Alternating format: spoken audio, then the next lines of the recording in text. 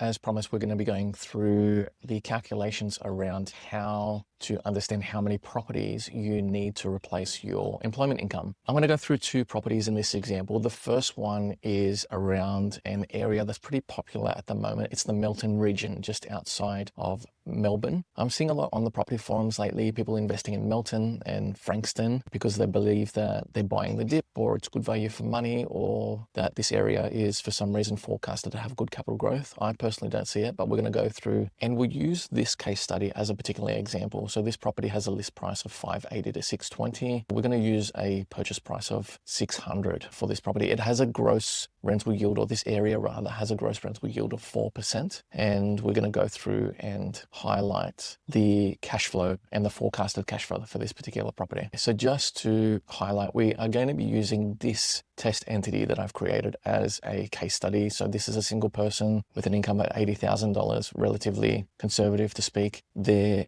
goal is to replace their income in retirement. So what I'm going to be doing is I'm going to be going through the cash flow of the Melton property first. Now, I've assumed that this test entity has saved $150,000 for deposit and upfront costs. So you can see stamp duty of $32,547 plus the remainder as a deposit. And there's a few other upfront costs. So $1,500 for building and pest inspection, title searches, whatnot. And then $1,500 for either property lawyer or conveyancing costs. And then an assumed purchase price of $600,000 means that we have an amount owing of $486,547 after upfront costs. So what we will do is we'll assume an interest-only loan with a 30-year term, and at the average interest only is about 6.25 at the moment, I believe. So I think that's relatively conservative. We could go to 6.5. Actually, let's go to 6.5. We'll do 6.5% interest only for 30 years. Now, the rental appraisal for this one, I'm going to leave at $460. So as I mentioned, it's a 4% rental yield in this area. So that equates to roughly $460 per week. Council rates, I'm going to assume $2,000. Insurance is $1,500 for house and tenant. That might be a little bit conservative, but we can bump that up to $2,000. Repairs and maintenance, we'll assume $1,200 a year. Washers, whatnot, whatever happens. Service contracts, so they're things like your smoke alarms, water pressure testing, electrical circuitry review, letting fees. So typically you'll pay 1 week plus GST for any new tenants, and then half a week plus GST for any lease renewals. And then your water rates, $800, and property management fees of 8% roughly. I'm going to assume this test client will own it all. We're going to increase the expenses aside from interest rate by CPI of 4%. Now, I know inflation is coming down, but we want to be somewhat conservative. Capital growth of 6% per annum.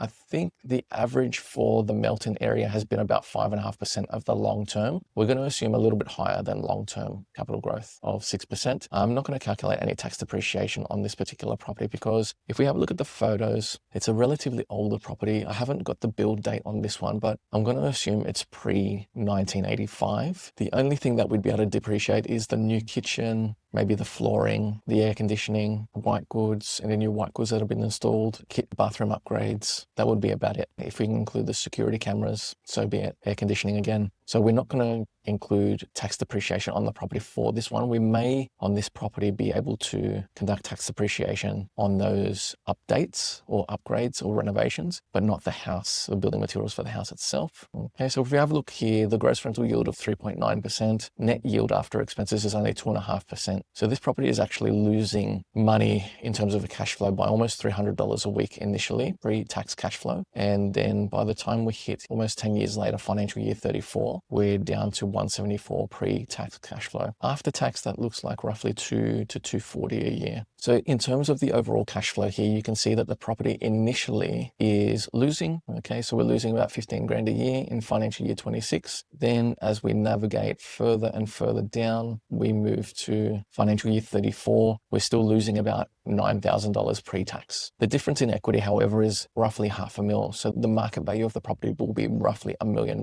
Loan balance will be the same because it's interest only, we're assuming.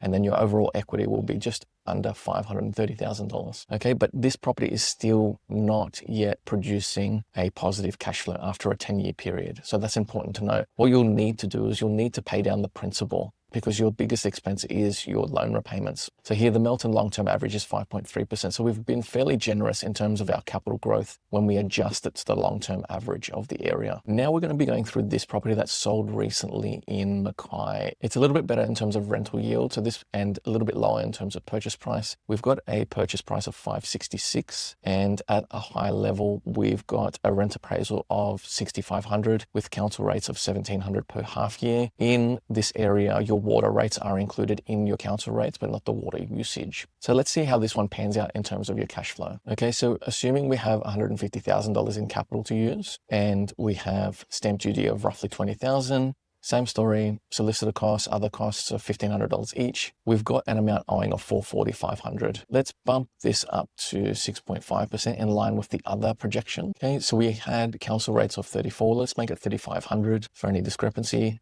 Insurance is going to be about 2.5, being in far north Queensland. We might be able to get a little bit cheaper if we raise the excess or reduce the insurable amount, but we'll keep it at 2,500. It's a good average. Repairs and maintenance of 1,250. Service contracts for smoke alarm, water pressure testing, electrical review, we'll keep it at 500, and management fee of 8%. Property we know has a rent appraisal of 650. We're going to calculate tax depreciation on this property. It's a 2000 and something build. Let's make it a 2000 to be conservative, okay? But I'm pretty sure it's a 2010 build on this one. We will calculate capital growth. We'll dial it back so it's in line with the other property in Melton. So 6% capital growth, and we'll raise the consumer price index to 4% to be conservative. Again, we're using the same case study scenario. So this is a person, single person with $80,000 employment income. So you can see here straight from the get-go, there's a couple of differences here in this property. Number one, we've got a slightly lower loan amount, which will reduce our loan repayment costs. Secondly, our gross yield is a lot higher. We're almost at 6%, and our net yield is a lot higher as well. We're just over 4% there. Okay, so based on the 6.5% interest rate, our pre-tax cash flow is about $100 a week in the negative. However, you can see that decline. By the time we hit financial year 34, the property is already positive cash flow there. It might even be 31, 32 financial year there that it turns positive cash flow. Regardless, within 9 years, you're producing an income from this property. So when we look to see how this one affects our overall goal, number one, we look at, from day one, there's very little difference here. There's a much smaller difference between the income and the expenses. And you can see that gap close the further down we get, okay? So by the time we hit financial year 30, we're virtually at parity, okay? And then by financial year 34, we are at positive cash flow there. So then you have the opportunity to refinance. Potentially you can pay down the debt more and then look to create more of an income by reducing your expenses, with the majority of the expenses coming from loan repayments, and then also increasing your rental yield and potentially adding value down the track. So you can see here this property has a pre-tax cash flow of, in financial year 34, 9 years down the track, of $4,500, okay? So from this one property, we are a 16th of the way to our income goals, not accounting for inflation. And that's essentially how you go about calculating how many properties you need to meet your income requirements to replace your employment income. You can also see here the difference between the market value and the loan balance in financial year 34. You've got roughly $500,000 of equity. So there is the potential to unlock that equity and use it to purchase another investment property, providing that you can service the debt. Thank you everybody for watching. I hope you've taken something away from this video. If you do have any questions about any of the cash flow items in this video, please don't hesitate to reach out. I'll leave the link in the description for you to book in a meeting with me if you want to have a chat further. Thanks again. Speak to you soon.